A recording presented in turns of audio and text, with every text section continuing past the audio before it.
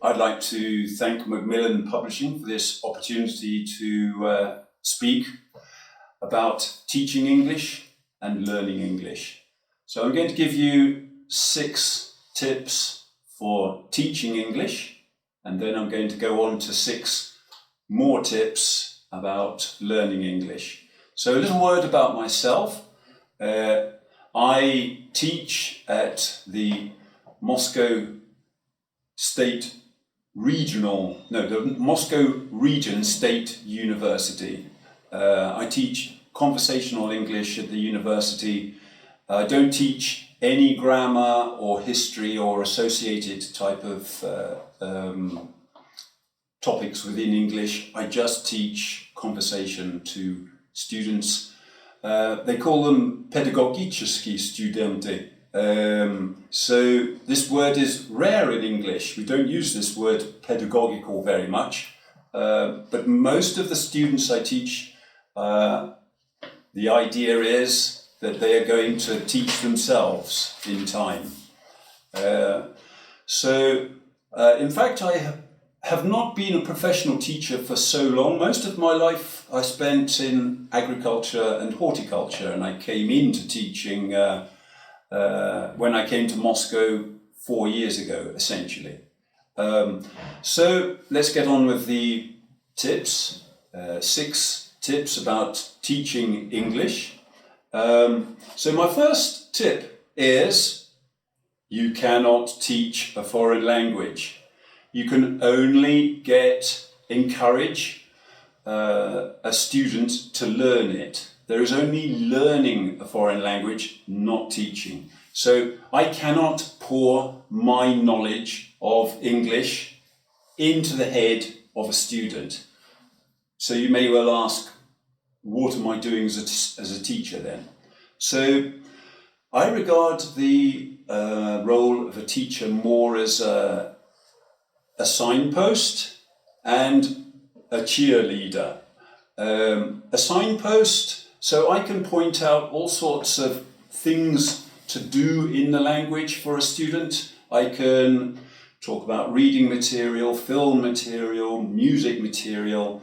Cheerleader, I can just tell them that they're doing brilliantly. So I think that praising is a really important aspect of teaching. It is totally free. It costs nothing. And I praise my students a lot. You might well ask, is it genuine? Can all of your students be wonderful? I tell them that they're all wonderful. Is it insincere? In a sense it is, but actually if they're going forwards, then they are achieving something. They deserve praise. So praise is a really important part of my teaching. The second tip I have is you need to be a psychologist. I have quite a psychological approach to my teaching. All my lessons are different. Whether I'm teaching classes or individuals, I teach all of my classes differently. I teach all of my individual students differently. Always the question I am asking myself is the student or are the students improving at English? The psychological problem is really quite simple. Are they improving?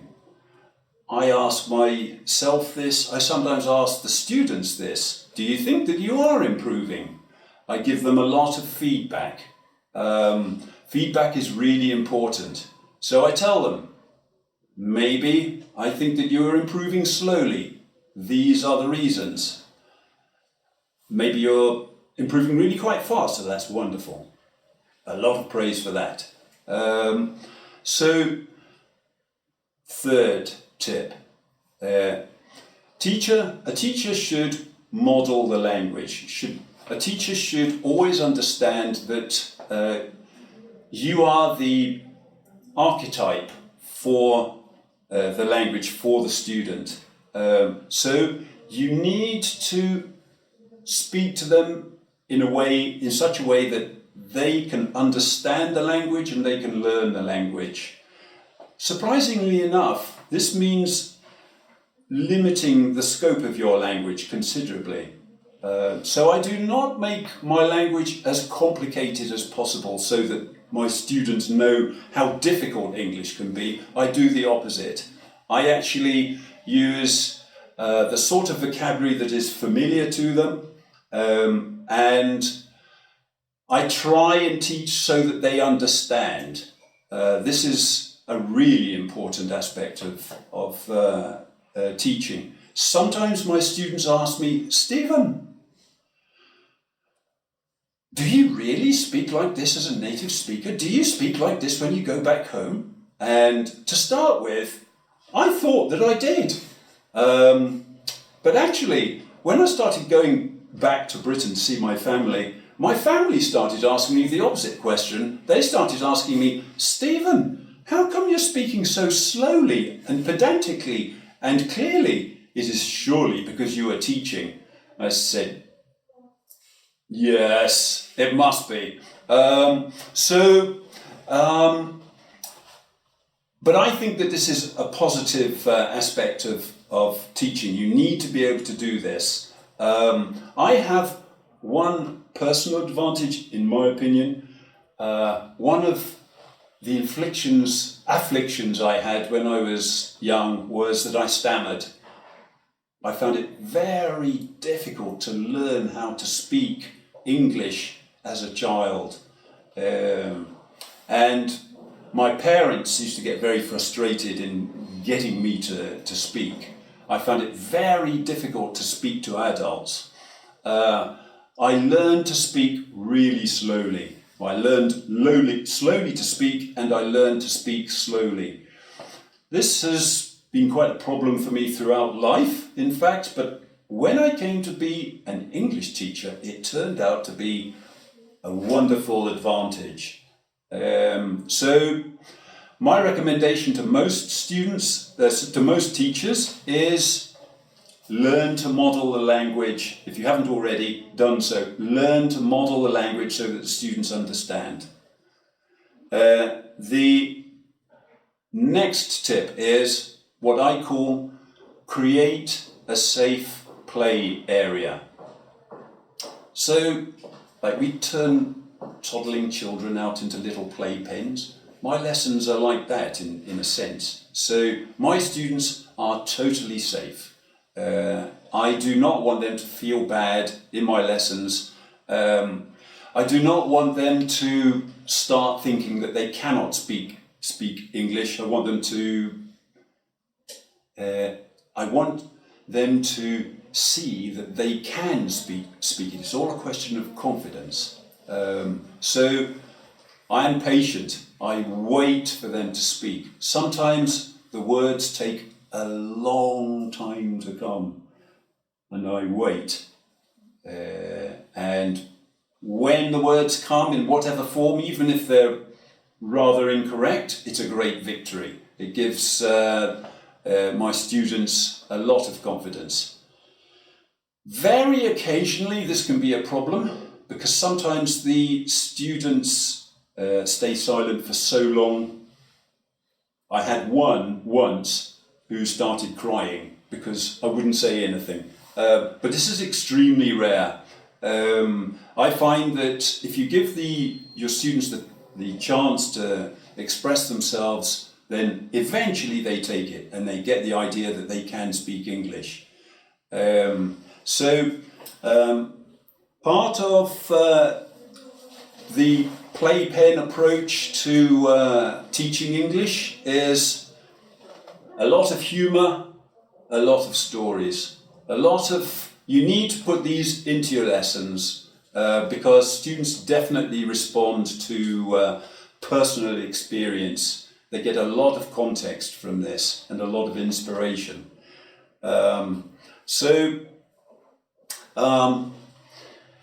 This is all very positive, inspirational type of teaching. There is a negative limiting side to teaching as well. So what about correcting students? What about correcting mistakes? I do this on a scale, really. I find it very difficult to correct students in large groups. I hardly do it at all in my group teaching. But on an individual basis, I can do it a lot.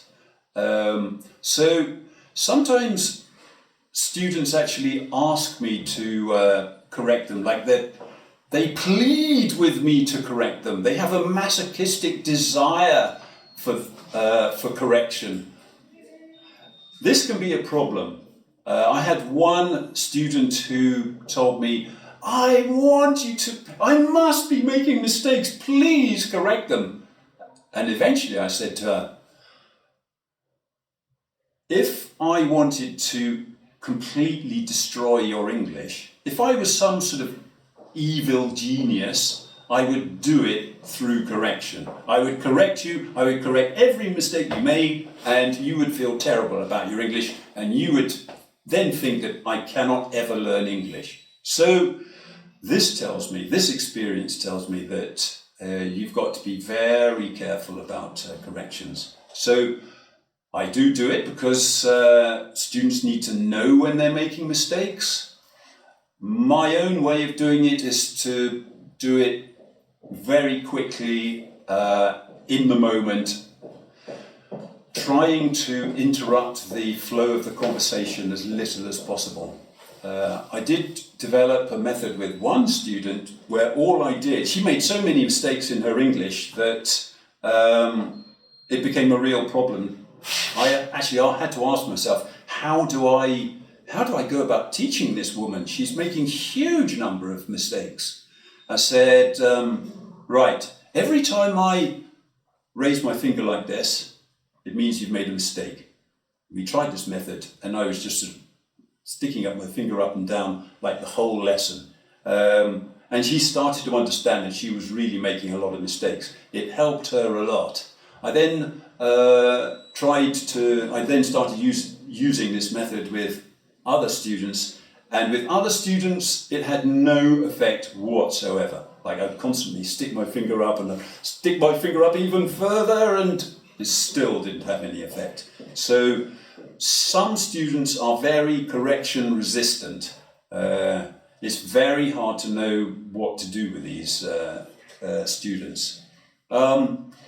So my last tip is on pronunciation. This is a really big aspect of teaching a language, in my opinion.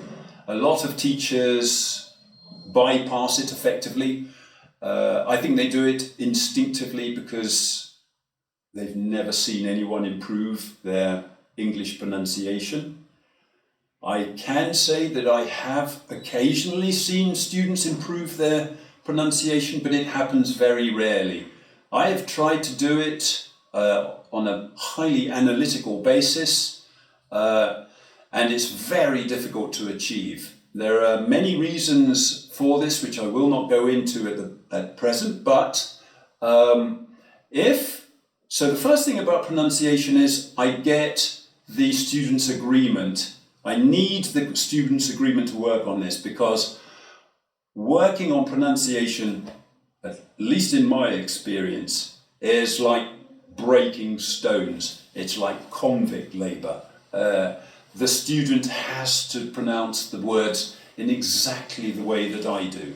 And they constantly go back to their former way of pronouncing the words. It's a really difficult thing to work on. If a student says that they really do want to work on pronunciation, I limit it to the first 10 or 15 minutes of the lesson, and then we put it to one side. The idea is that we work on pronunciation. It's very corrective, it's very negative. I try and make it as enjoyable as possible, but it's still essentially a very limiting type of teaching. And then the idea is that for the rest of the lesson, hopefully they have formed a sort of sound template for their English, and we go on from there. We then go on to more creative aspects of teaching and learning.